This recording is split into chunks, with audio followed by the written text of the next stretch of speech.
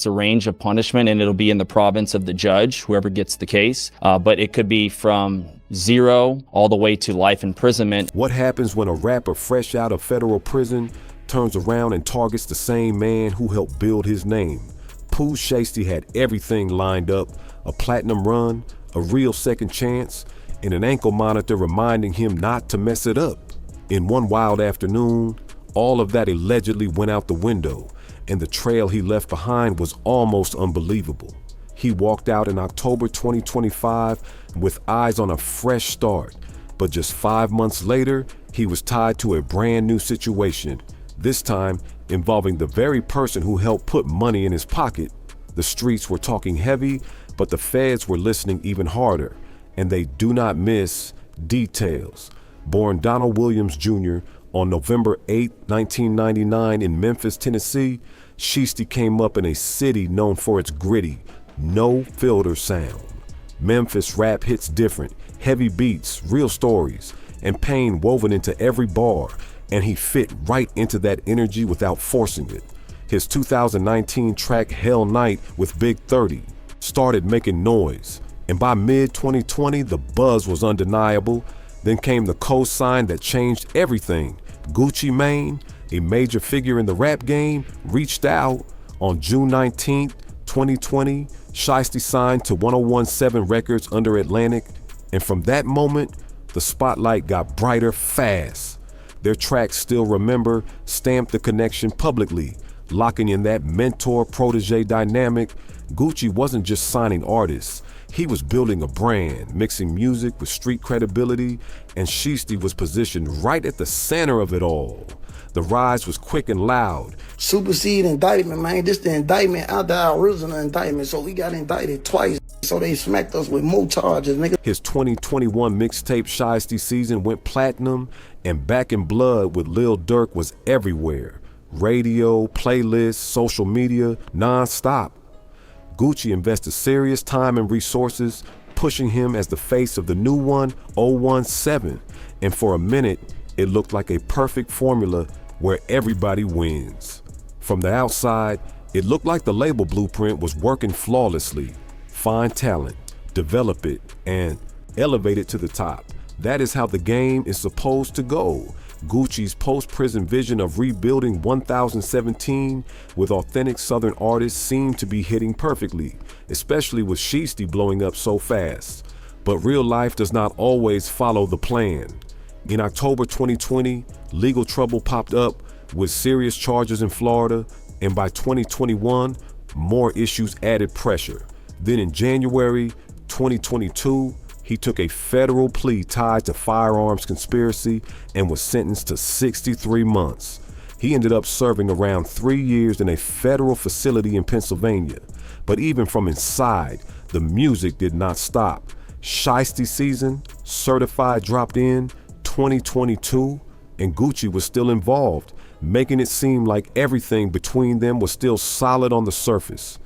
At that point, nothing had publicly exploded between artist and label, even if things behind the scenes were starting to feel different.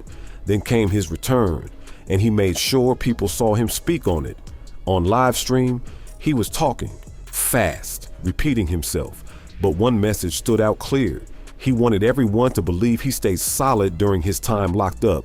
He made it known that when pressure hit, nobody around him broke, but being solid and making smart moves are two completely different things. Not some wild horse who can go out on the prairie and just go, do whatever you want to other wild horses. Because according to federal authorities, just hours after that live stream, he allegedly started setting up something reckless that would bring even bigger consequences. He went from showing paperwork online to being tied to a whole new federal situation before the day even ended. That kind of timing raises serious eyebrows. After release, he was on home confinement with strict rules, an ankle monitor, limited movement, constant supervision. This was not freedom. It was controlled time. Any violation could send him straight back. No debate, no second chances. Legal experts like Bruce Rivers have explained clearly, supervised release is serious business, and slipping up can cost everything. But reports suggest Shiesty was already frustrated with his situation. Talk started spreading that he was unhappy with his deal. Money splits, creative limits, all of it. At the same time, rumors linked interest from CMG, adding tension because Memphis and Atlanta already have a quiet rivalry in the industry. Still, Gucci wasn't about to let go easily. He had invested heavily and helped turn a local name into a national figure. That contract wasn't just paperwork, it represented time, money, and strategy. Even after trimming down his roster in 2024, Gucci kept Shiesty as one of only a couple artists. That kind of move usually signals loyalty and belief, but not everybody sees it the same way. From Shiesty's perspective, that situation reportedly felt restrictive instead of supportive. Some online claims even suggested buyout talks that didn't go through, though details around that remain unclear. Instead of handling things through legal channels like many artists do. You are a ward of the state. You still have to be where you're supposed to be. Otherwise, they can put you back in prison. Period. Hard stop. And authorities claim he made a very different choice. Allegedly, calls were made, people were involved, and a meeting was arranged that would change everything. Industry voices even hinted something had happened before the public caught on. Behind the scenes, the situation was already heating up. Meanwhile, Gucci stayed quiet, but not careless. With security in place and cameras rolling, everything was being documented, whether people realized it or not. Then came January 10th, 2026 in Dallas, Texas, a studio session that turned into something far more serious. What was supposed to be business quickly became a major legal situation that could impact multiple lives.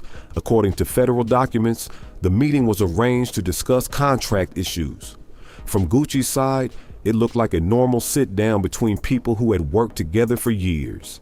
They arrived, waited around, grabbed drinks, and kept things relaxed, no one expecting anything out of the ordinary. But behind the scenes, calls were being made, and the setup was already in motion.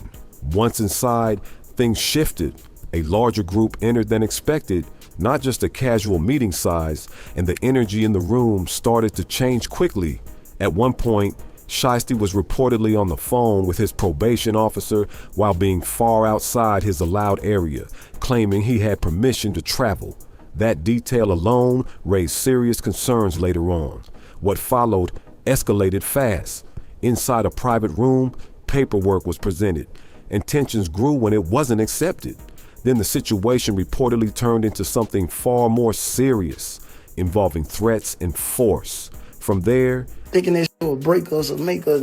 Conspiracy to possess firearms in front of the drug trafficking, violent crimes. The three other sided you will ever see. Events spiral, valuables taken, people restrained, in a tense environment that could have gone even worse.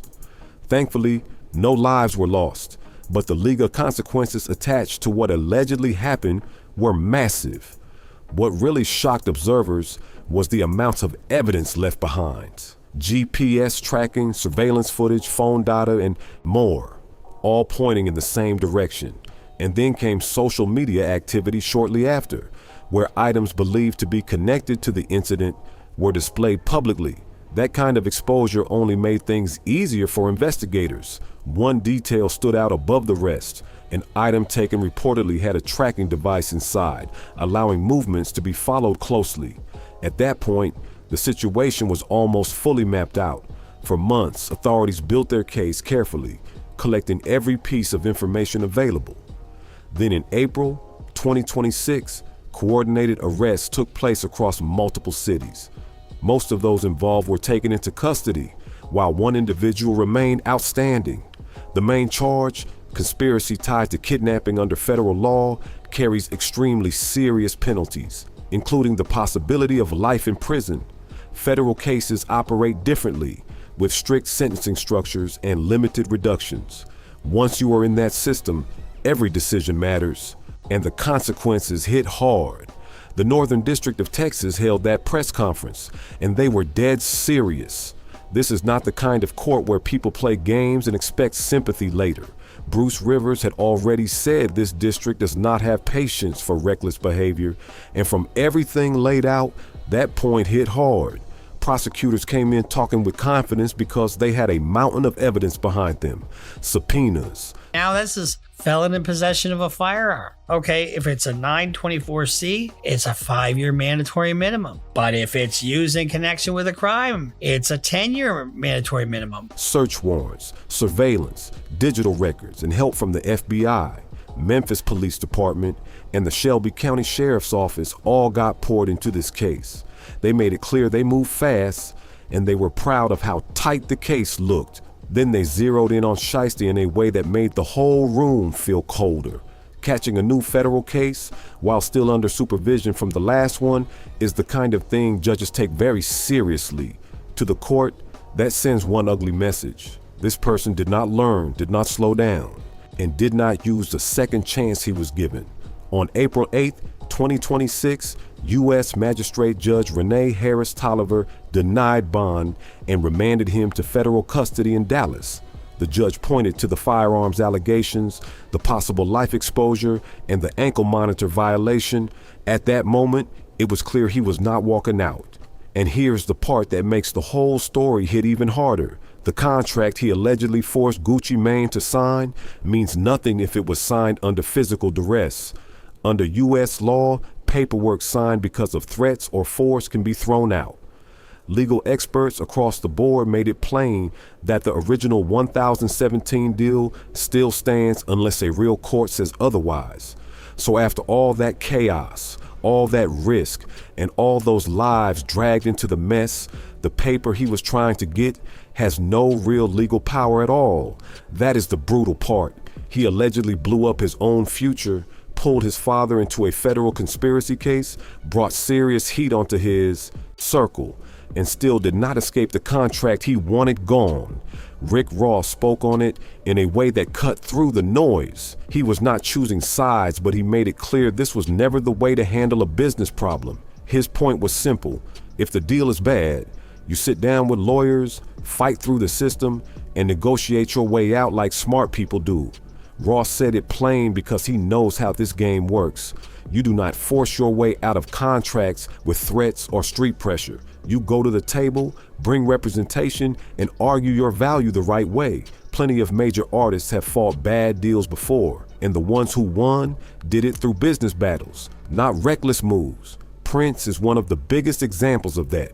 He publicly fought Warner Brothers, made noise, made people uncomfortable, and still handled it through the system until he got where he needed to be. It got messy, but it stayed in the business lane, and that is the difference. Then Gucci made his own move. On April 10th, 2026, just one day after the bond denial, he dropped Crash Dummy, produced by Zaytoven, and the message was not subtle at all. The line that hit hardest said it all. Tell the truth. You went out like a real crash dummy. And after all that, boy, you still signed to me. That line landed like a slap because it summed up the whole disaster in one shot. Gucci framed the meeting like a setup, talked about people mistaking kindness for weakness, and made it clear that none of the alleged force changed the business reality. In his eyes, the move failed, and the paperwork still means nothing. The culture split fast after that. Some people looked at Shiesty like an artist who felt trapped in a bad deal and exploded the worst way possible. Others saw it as straight betrayal, going after the same man who helped build your career and open doors for you in the first place. Then the side drama kicked in too. 50 Cent started trolling Gucci online, dragging old issues and past beef back into the conversation. Yo Gotti stayed quiet in public, but rumors about CMG kept moving through forums and comment sections like wildfire. And right after the arrests, social media started doing what social media always does, mixing real facts with straight up nonsense. Low credibility accounts pushed stories claiming Shiesty had been attacked in federal holding with dramatic captions and fake updates flying everywhere. Some posts said one thing, others said another, but none of it checked out. There were no official Bureau of Prison reports, no confirmed law enforcement statements, and no verified court filings backing any of those claims. It looked like pure engagement bait. People trying to squeeze clicks and views out of a case that was already shocking enough on its own. One of the realest reactions came from Woody, a Memphis figure who knows exactly how the system can crush people when it decides to. His view hit different because it did not sound like gossip. It sounded like experience. He talked about seeing men inside doing 20, 30, even life, and understanding what happens when pride and ego get louder than common sense. That is what he said this comes back to. Pride, ego, and a crew that keeps hyping you up instead of telling you to stop. That part matters because the people around you do not always protect you. They often protect the version of you that is winning. They cheer, they gas you up, they tell you you are untouchable. But when it all crashes, they are not sitting beside you when that federal sentence gets read. Woody also spoke on that lonely moment when the handcuffs click and reality finally takes over. The adrenaline is gone, the noise is gone, and suddenly the people who were shouting your name yesterday are nowhere around today. That is when it gets real. Then he said something a lot of people do not like hearing. This is not a game, not a movie, and not some fantasy where everything resets tomorrow. These are real prison terms, real families getting torn apart, and real graves being filled when people make reckless choices. Shiesty is only 26. He had platinum success, a real name in the industry, fans, money, and what most people in that position never get, a second chance. Now, if convicted, he could be facing decades or even life in federal prison. And that kind of fall is hard to even process. His father is also facing serious conspiracy allegations tied to the same situation. Big 30, someone connected to his rise from the beginning, is staring at major legal trouble too. Other men are wrapped up in the same federal storm because one business dispute allegedly turned into something far bigger than it ever should have. This case is expected to head toward trial in 2026 or 2027. And when that happens, even more is likely to come out. Surveillance footage, witness testimony, forensic evidence, and digital records could all get put under the microscope. Defense attorneys are expected to challenge identifications and push back against how events are being described. But from the outside, the government's case looks very strong, with ankle monitor data, social media activity, an AirTag trail, fingerprints, and surveillance from multiple spots. This is the kind of file prosecutors love to walk into court with. Meanwhile, Gucci Mane is still standing, 1017 is still active, and the contract at the center of all this still appears to be in place. That is what makes this whole story so wild. A business problem allegedly got treated like a street problem, and now the cost could be years, even decades of freedom. One bad decision can wreck everything, and this one seems to have left damage all over the board. If you are watching this far, hit like, subscribe, and share this video so more people can hear the full story. Drop your thoughts in the comments because this case is messy, shocking, and far from over.